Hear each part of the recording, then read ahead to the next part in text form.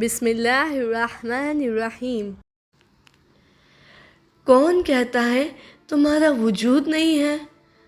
کون کہتا ہے کہ یہ تعلق جھوٹ ہے؟ تم وجود رکھتے ہو، سب سے زیادہ دوسروں کی نسبت وجود رکھتے ہو، اور یہ تم ہو جو اس دنیا کے لوگوں کی نسبت مجھ سے زیادہ محبت رکھتے ہو۔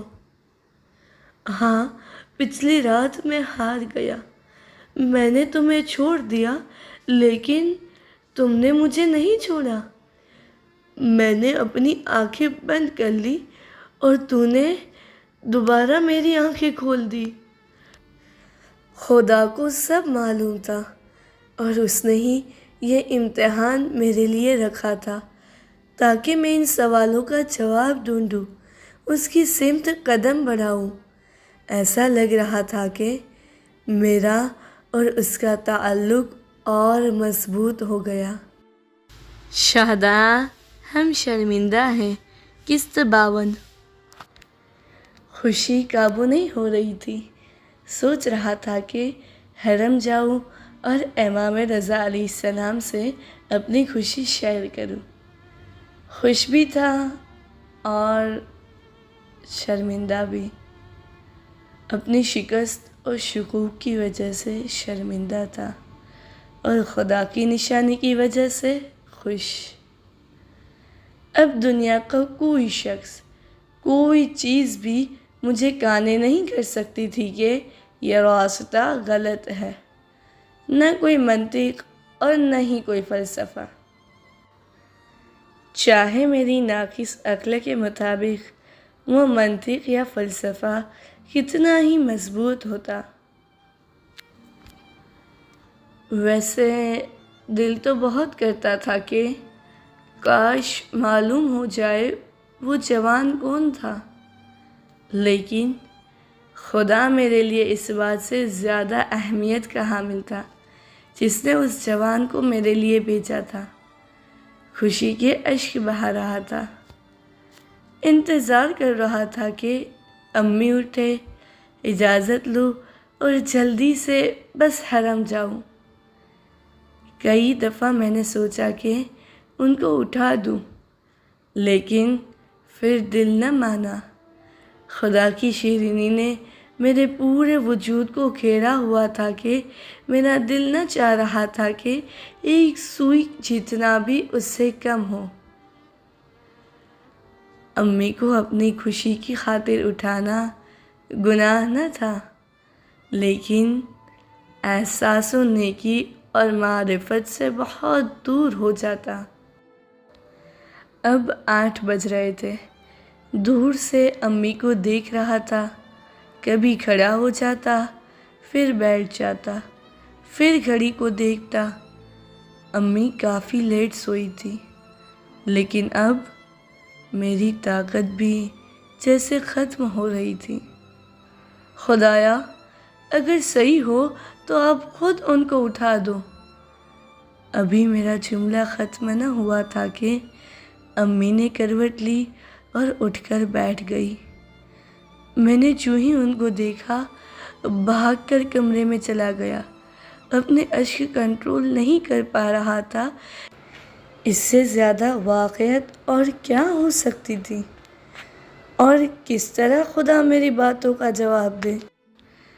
پہلی بار ایک عجیب سا احساس میرے پورے وجود پر چھایا ہوا تھا۔ یہ احساس محبت سے زیادہ تھا۔ میں عاشق ہو چکا تھا۔ خدایا، میں کبھی بھی کسی صورت بھی تم سے پیچھے نہ ہٹوں گا، چاہے کچھ بھی ہو جائے، جو بھی مصیبت آئے، بس تم مجھے اکیلا نہ چھوڑنا۔ میں تم سے تمہارے سوا کچھ نہیں چاہتا، کچھ بھی نہیں۔ میری دنیا بہت بدل چکی تھی۔ کسی چیز سے اور کسی شخص سے یا کسی بھی واقعے سے مجھے ڈر نہ لگتا تھا، لیکن ایک چھوٹا سا وہم و خیال کہ اس کام سے خدا ناراض ہوگا یا کوئی لوگوں کا حق میری گردن پر رہ جائے گا، یا میں لوگوں کے حقوق کا یعنی حقوق الناس کا خیال نہ رکھوں، مجھے بے قرار کر دیتا، اور اب میں آسانی سے معاف کر دیتا، پہلے کی نسبت بہت آسانی کے ساتھ۔ ہر بار ابو جب میری بے عزتی کرتے یا سعید میرے لیے کوئی تکلیف دہ منصوبہ بناتا، میں کچھ منٹوں کے بعد پرسکون ہو جاتا اور مجھے ذرہ بھی ان پر غصہ نہ رہتا۔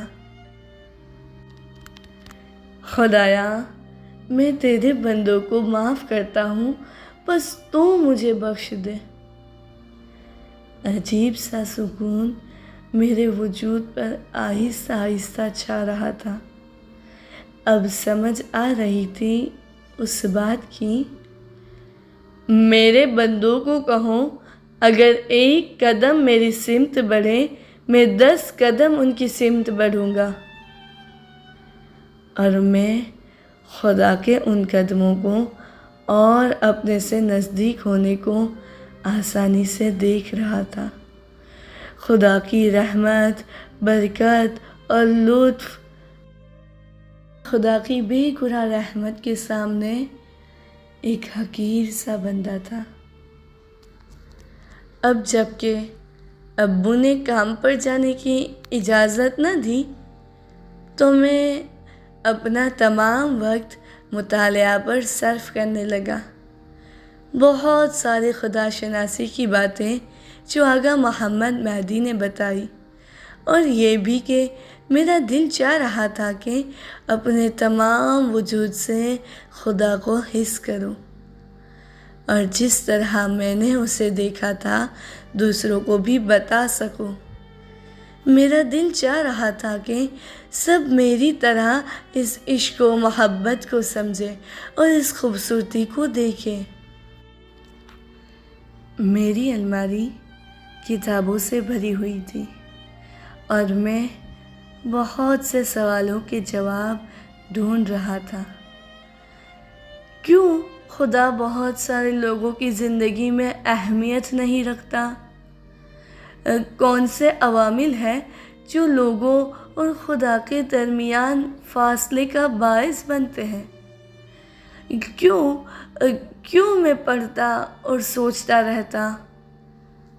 خدا بھی میرے لیے دروازے کھولتا جاتا، صحیح اور غلط مجھے دکھاتا۔ ابو جو پہلے میری ہر چیز پر اعتراض کرتے، اب صرف میری کتابیں خریدنے پر ہی اعتراض کر پاتے، اور ماموں محمد جب بھی آتے ہر بار اپنے ساتھ ڈھیر ساری کتابیں لے کر آتے، یا مجھے پیسے دیتے یا مجھے ساتھ لے کر جاتے کہ مجھے کتاب خرید دے۔ پھر جب انہوں نے دیکھا کہ میرے پاس کوئی الماری نہیں اور کتابیں ڈبے میں رکھی تھیں، تو انہوں نے مجھے 2 الماری کے سٹینڈ لے دیے۔ ابو گھر کے اندر آئے، ان الماری کو دیکھتے ہی حیرت کے مارے خاموش ہو گئے۔ ماموں نے ہنستے ہوئے انہیں کہا، آغا حمید، آپ کا مہمان کھانا کتنا زبردست لگ رہا ہے نا؟ میں تو مہران کو کہہ رہا تھا کہ اپنے کمرے میں رکھ لو، لیکن سعید نہیں مانا۔